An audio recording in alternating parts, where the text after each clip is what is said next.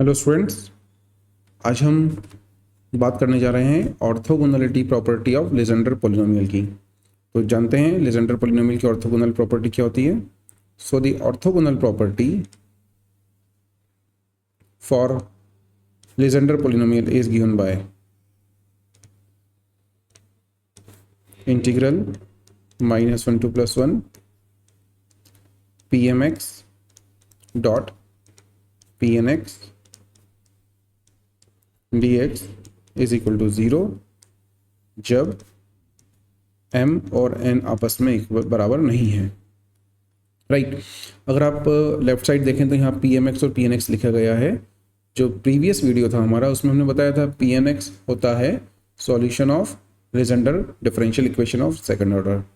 pmx और pnx दो चीज़ें यहाँ पर, तो pnx और pmx यहाँ बता रही हैं कि हमने दो डिफरेंशियल इक्वेशन ली हैं और उनके सॉल्यूशन को आपस में मल्टीप्लाई किया है। राइट तो हम इसका जो प्रूफ है, प्रूफ इस तरह से लिखते हैं, स्टार्ट करते हैं इसका प्रूफ। हम लेते हैं सबसे पहले pnx।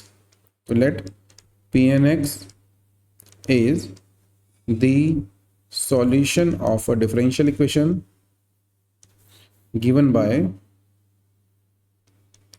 1 minus x square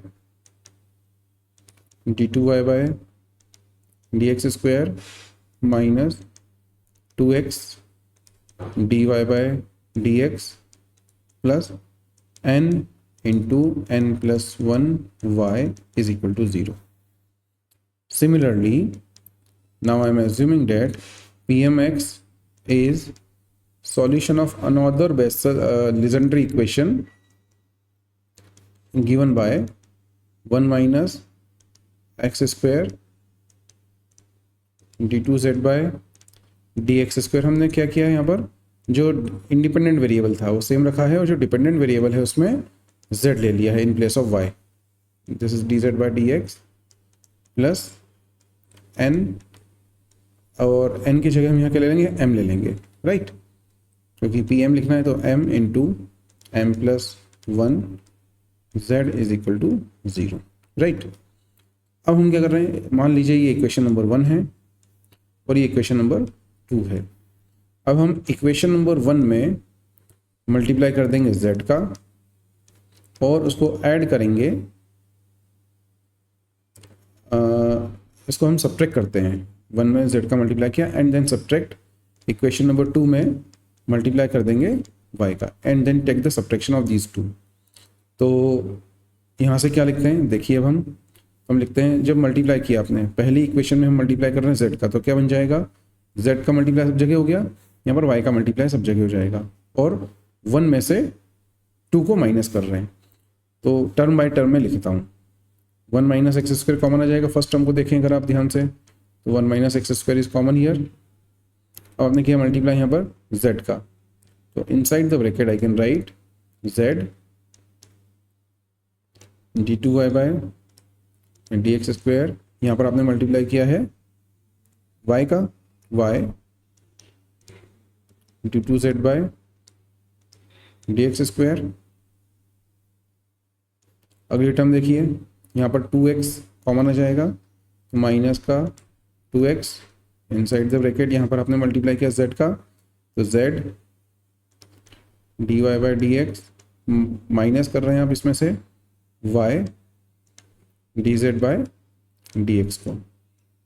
अगली टर्म क्या बनेगी, अब अगली टर्म में कुछ भी कॉमन है नहीं, मतलब yz कॉमन आ जाएगा, तो अगली टर्म में हम लिख सकते हैं यहाँ पर n into n plus 1 minus m into m plus 1 और yz दोनों जगह कॉमन आ जाएगा, राइट साइड में रहेगा 0। ठीक, अब हम क्या कर रहे हैं, एक छोटा सा ट्रिक अप्लाई कर रहे हैं। वो ट्रिक क्या है देखिए, 1 माइनस एक्स स्क्वायर, इस वाली जो टर्म है इसको मैं लिख रहा हूँ यहाँ पर z d2y by dx square. हमने एक टर्म यहाँ पर ऐड और सब्ट्रैक्ट कर रहे हैं, क्यों कर रहे हैं उसका रीज़न अभी अगली स्टेप में आपको बताया जाएगा। dz by dx into dy by dx, इसी को हमने ऐड भी किया है और इसी को हम यहाँ पर सब्ट्रैक्ट भी कर रहे हैं। तो ये आ जाएगा d z by d x into d y by d x. Addition subtraction किया तो ये नलीफाई हो जाएगा, खत्म हो जाएगा। अगली टर्म थी हमारे पास y d two y by d x square bracket close minus 2x, यहाँ पर है z d y by d x minus y d z by d x. और ये जो ब्रैकेट है इसको हम सिंप्लीफाई करके लिख सकते हैं थोड़ा सा। तो अगर आप सिंप्लीफाई करते हैं ब्रैकेट में तो ये आ जाएगा n स्क्वायर प्लस n, यहाँ से आ जाएगा minus m square minus m is equal to, और यहाँ पर वाई जेड है बाहर, ब्रैकेट के बाहर y z is equal to 0, right. अब हम क्या करते हैं, ये जो एक्सप्रेशन लिखी गई है यहाँ से लेकर के ये पूरी जो एक्सप्रेशन है up to minus 2x d y by d z, ये जो पूरी एक्सप्रेशन है, नाउ ये जो पूरा एक्सप्रेशन है इसको हम लिख सकते हैं। क्या लिख सकते हैं, देखिए इसको मैं ऐसा लिख सकता हूँ यहाँ से, this is equal to d by d x of 1 minus x square into z d y by d x minus y d z by d x. ये पूरा एक्सप्रेशन अब जब इसमें डिफरेंशिएट करेंगे, प्रोडक्ट रूल अप्लाई करेंगे और जब पूरा सिंप्लीफाई करके लिखेंगे तो ये एक्सप्रेशन जो ऊपर लिखा गया है पूरा का पूरा इसको लिखा जा सकता है। अगली टर्म देखिए यहाँ पर आ जाएगा प्लस, अब यहाँ पर हम क्या करें, एन स्क्वायर और एम स्क्वायर को साथ में ले रहे हैं तो ये आ जाएगा यहाँ से n square minus m square plus n minus m is equal to, और यहाँ पर है वाई जेड बाहर इज इक्वल टू 0, राइट। अब अगले स्टेप में ये जो ब्रैकेट है यहाँ पर हम लिख देंगे, मैं नेक्स्ट स्क्रीन ऐड कर रहा हूँ यहाँ पर। अब तो यहाँ पे जो एक्सप्रेशन थी इसको हम दोबारा लिखते हैं। जो एक्सप्रेशन हमने लिखी थी लास्ट स्टेप में वो थी हमारे पास d by d x of 1 minus x square into z d y by d x minus y d z by d x plus जो ब्रैकेट बन रहा था उसमें हमने लिखा था n square minus m square plus n minus m y z is equal to 0, right. अब हम ये जो एक्सप्रेशन है इसको फिर से लिख रहे हैं सिंप्लीफाई करके थोड़ा सा, तो ये आ सकता है यहाँ पर D by d x of, या एक काम करते हैं हम यहाँ पर इसको इंटीग्रेट कर देते हैं। नाउ दोनों काम एक साथ हो जाएंगे। Now integrate for -1 to +1, right.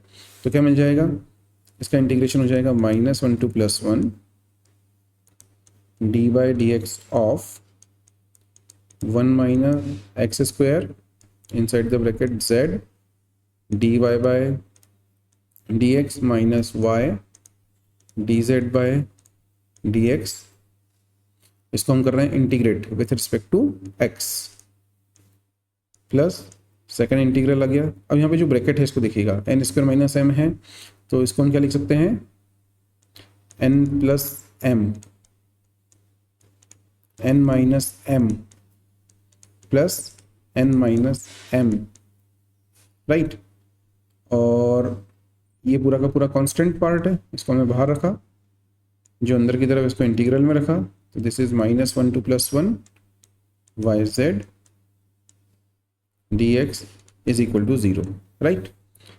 अब जब इंटीग्रेट करते हैं और लिमिट रखते हैं तो देखिएगा जो फर्स्ट वाला पार्ट है हमारा, जैसे ही इंटीग्रेट किया ये क्या बन जाएगा, 1 minus x square d by d x है, डी और डी एक्स कैंसिल हो गया तो सिर्फ यही बचेगा 1 minus x square into z d y by d x minus y d z by d x, इसमें लिमिट रखेंगे -1 टू +1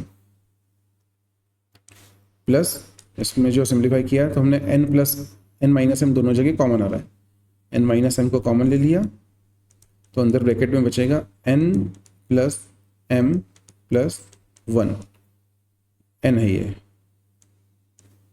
और इंटीग्रल है -1 to +1 y z d x is equal to 0।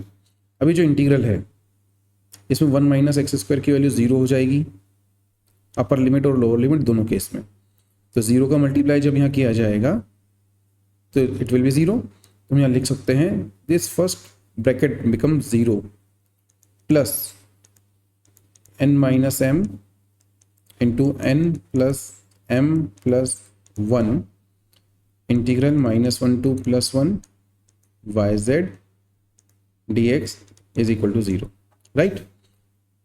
अब यहाँ से हम लिख सकते हैं जो नेक्स्ट स्टेप बनती है वो बन जाएगी यहाँ से, this can be written as integral -1 to +1 y z d x is equal to 0। अगर आप ये कांस्टेंट पार्ट है 0 के अपॉन में आ जाएगा, इट विल बिकम 0। अब यहाँ पर y क्या है, y is the solution of